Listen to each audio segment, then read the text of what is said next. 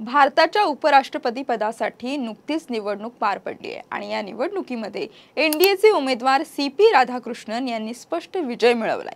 India आघाडीचे उमेदवार बी सुदर्शन रेड्डी यांचा त्यांनी पराभव केलाय।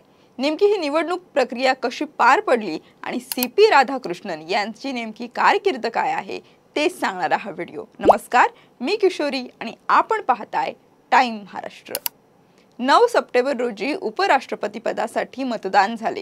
निवडणूक अधिकाऱ्यांनी दिलेल्या माहितीनुसार 767 खासदारांपैकी 752 वैध मते होती, तर 15 मते ही अमान्य ठरली।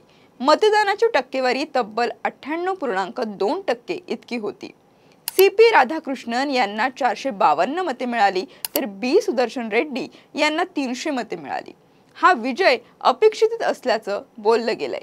एनडीए कडे संख्याबळ असल्यामुळे राधाकृष्णन यांचा विजय अगोदरच निश्चित मानला जात होता, मात्र काही प्रमाणात क्रॉस वोटिंग होऊ शकते अशी शक्यता वर्तवण्यात आली होती। सीपी राधाकृष्णन यांच्या प्रवासाबाबत बोलायचं झालं तर सीपी राधाकृष्णन यांनी विद्यार्थी चळवळीतून आपली राजकीय कारकीर्द सुरू केली। 1974 मध्ये ते जनसंघाच्या राज्य कार्यकारिणीचे सदस्य झाले आणि नंतर आरएसएसचे स्वयंसेवक म्हणूनही ते सक्रिय होते। भाजपच्या तमिळनाडू सचिवपदी 1996 मध्ये त्यांची नियुक्ती झाली। त्यानंतर त्यांनी कोइंबतूर लोकसभा मतदारसंघातून 2 वेळा खासदार म्हणून यश मिळवलं, ते 1998 आणि 1999 मध्ये। मात्र 2004, 2014 आणि 2019 मध्ये त्यांना पराभवाचा सामना करावा लागला। त्यांच्यावर सोपवलेल्या महत्त्वाच्या जबाबदाऱ्या कोणत्या? तर 2007 मध्ये तमिळनाडू भाजपाचे प्रदेशाध्यक्ष त्यांनी 93 दिवसात 19,000 किलोमीटर प्रवास करून राज्यभर जनजागृती मोहीम राबवली होती। 2016 ते 2020 मध्ये कोची येथील कॉयर बोर्डाचे अध्यक्ष राहिले होते। भारतातून होणारी कॉयरची निर्यात विक्रमी 2,532 कोटी रुपयांवर पोहोचली होती। 2020 ते 2022 मध्ये भाजपाचे केरळ प्रभारी म्हणून त्यांनी जबाबदारी स्वीकारली, तर 2023 मध्ये झारखंडचे राज्यपाल, त्यानंतर 2024 मध्ये महाराष्ट्राचे राज्यपाल म्हणून त्यांनी जबाबदारी स्वीकारली होती। आंतरराष्ट्रीय प्रतिनिधित्व त्यांनी कोणतं केलंय? तर 2004 मध्ये ते संयुक्त राष्ट्रसंघाच्या आम सभेत भारताचे प्रतिनिधित्व करणाऱ्या संसदीय शिष्टमंडळाचे सदस्य होते।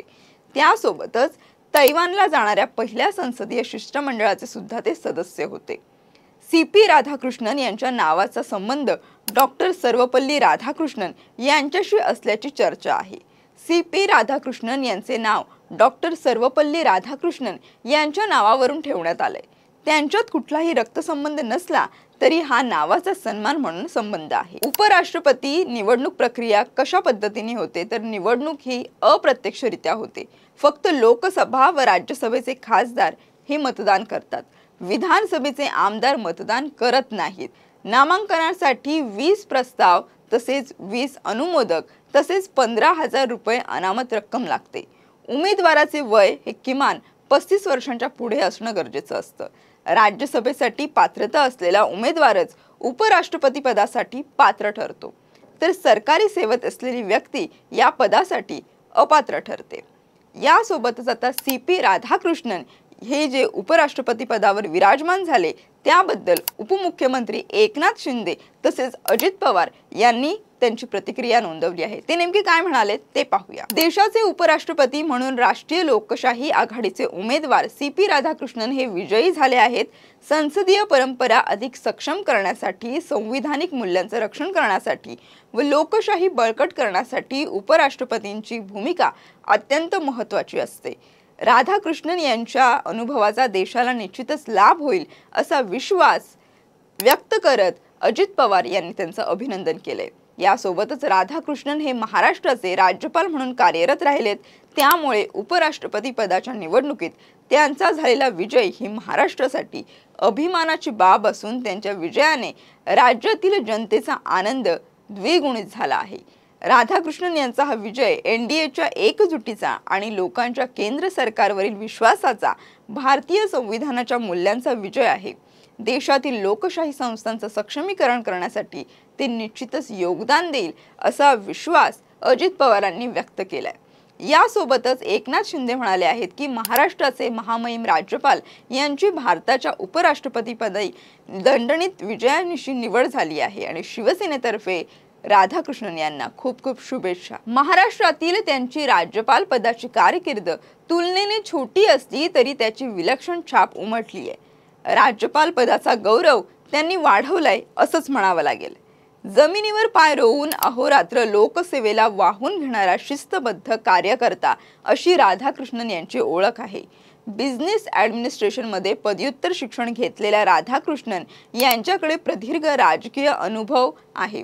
तसेच दक्षिण भारतातील समाजधारेत त्यांचे स्थान अनन्यसाधारण असं आहे। विकासाची गंगा सामान्य घटकांपर्यंत पोहोचली पाहिजे हे त्यांनी आपल्या कारकिर्दीतूनच दाखवून दिले। त्यांच्यासारखा सुयोग्य उमेदवार देऊन पंतप्रधान नरेंद्र मोदी यांनी त्यांच्या नेतृत्वाला एक अनोखी संधी दिली आहे।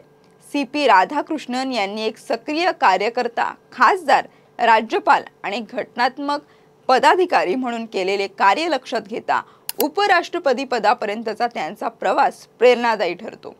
त्यांची निवड ही केवळ राजकीय विजय नाही तर एका सातत्यपूर्ण सार्वजनिक सेवेला दिलेली मान्यता असल्याचं म्हटलं जातंय। तर राधाकृष्णन यांची जी निवड आहे ती उपराष्ट्रपती पदासाठी झालेली आहे, तर त्यांची निवड ही योग्य आहे का याबाबतचं तुमचं मत आम्हाला कमेंट करून नक्की कळवा आणि राज्यातील तसेच देशभरातील विविध घडामोडी जाणून घेण्यासाठी पाहता टाइम महाराष्ट्र। धन्यवाद।